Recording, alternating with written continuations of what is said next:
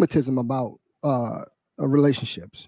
And what I found out was, as I went through the whole process, whatever, I think a lot of times, your friends, family, whatever, they would much rather, and I think it puts it on the individual itself. I think people would much rather um, be comfortable, or like continue with routine as opposed to being happy. If what you're dealing, and I think people stay married just because, like, okay, we got a house, we got kids, or whatever, man, and all that, whatever.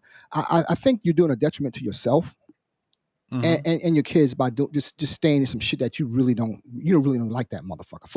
Fuck love. But just imagine, there's people out here that I know that listen to us and that I talk to, don't even like the person they're with. Not love. Right. Just don't even like them. You know what I'm saying? Just well, imagine. I think you can love somebody and not like them, and that's even worse. Exactly. Yeah, but that's even worse. You're married to somebody you really you don't even like. Right. You know what I'm saying? So I'm like, yo, why the fuck would I live that way? But I always thought, like, yo, that's an interesting question, yo. Like the person that you I guess you're cheating with or whatever. My mother always said, though, it's how you get them, it's how you gonna lose them. So she was like, that shit ain't gonna work. You know what I'm saying? Right. I'm like, okay, that's the way to look at it. But I think people would much rather you stay with somebody that you don't like and pray, as opposed to go out here and just get somebody you like and just be really happy with them. You know what I'm saying? Praying is the paramount thing you got to do in a relationship. You got to pray about it. You know what I'm saying? Man, that's this a new generation, man. Got to pray, man. You got to pray. You got to pray about what? Pray that it works. Like, your God come to shine a light. Man, pray. Fuck that. I'm going to get somebody I like. Nah, okay, while you man. praying? While you praying, I'm at the club. I'll get somebody I fucking like, nigga. Fuck that. I can't do it, bro. Hell no. Fuck that shit. Get somebody you like, man. Women. Get somebody you like. You know what I'm saying? Them kids gonna be okay. I think most people are afraid of that because I mean it takes courage to get divorced, man. Hell yeah. And it takes courage to be looked at, and your family looking at you like, oh, I knew you wasn't gonna never stay married. Yeah. Like, I mean, all of that shit. Like, yeah, you don't go through that, bro. But you got to stick with it. It takes a lot. How you say it does take a lot. You got to kind of be able to say, you're like, yo, man, fuck it, bro. Fuck it, whatever people think about, whatever. I never give a fuck what nobody think about me anyway. So that was a foregone conclusion. But I think you got to go through that and be happy because I don't know anybody out who's ever been happy before. But bro, once you get a semblance of that happiness, man, you'll never go back to let nobody fuck with your energy again, bro. Ever. Right. I mean, that's when you get to the point where you feel like this is my peace. This is worth this. Exactly. Peace and happiness, bro. Nothing is worth, my peace or whatever. It's nothing, bro. It's nothing. Right. And like I said, you and I both been through it. We talk about this from time to time about how we kind of went through it and all that. But our journeys are pretty much the same way. We kind of found life after marriage, and we kind of went through the process. It's a process, bro. You got to go through it. But there is life after. When did you find that life? When you know what? I'll be honest with you. I found myself when I got by myself.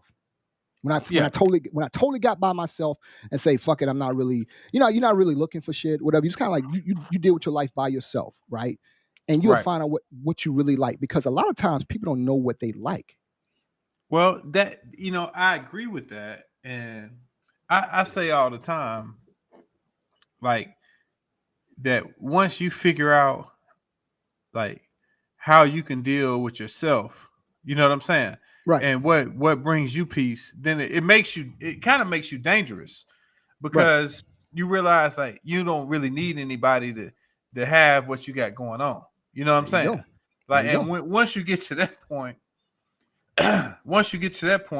you become dangerous, because then you say, man, you know what, man, this shit, it might be week 3 of talking, and we already going down the road I don't like, and you might say, you know what, man, shit, I'm good, I'm out. You know what I'm saying? Yeah. And it's easier to leave, and you want to say, like, in my head, you're thinking like, motherfucker, like, I'm divorced and I had a wife with kids. Would you think I wouldn't leave your motherfucking ass?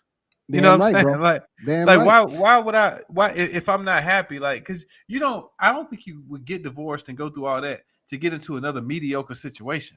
Some people Right? do. Some people have Like, problems being why? alone. Some people have But a I problem with being know, alone. but that's why. Yeah. But they cheat, and then they tell you all the stuff, because the huge misconception, right? Huge misconception is it's always guys in the inboxes. No, Right. it's a lot of married women in inboxes. Oh yes. And it's always the same story. Like, oh, you know, I married this guy, and he, you know, I just did it because he loves me more, or because we had kids. Yeah. Or the kids. And it's always, I was about to leave and then I got pregnant again. Mm-hmm. And you know, a lot of women will say I married below who I should have married. You know what I'm saying? And I'm not happy, but I'm gonna just stay. You know what I'm saying? Or I'm planning on leaving. Blah blah blah. Like, it's a big misconception. Women always on Facebook, oh, I'm gonna let my inbox go. Y'all keep coming to me, married men. I'm gonna tell everybody. Oh my God, what if we told them y'all? It's the same thing. Nobody wants your ass after 50, bro. Once you hit 50, man, your stock is going down. Expose me. Shit. But anyway, we're gonna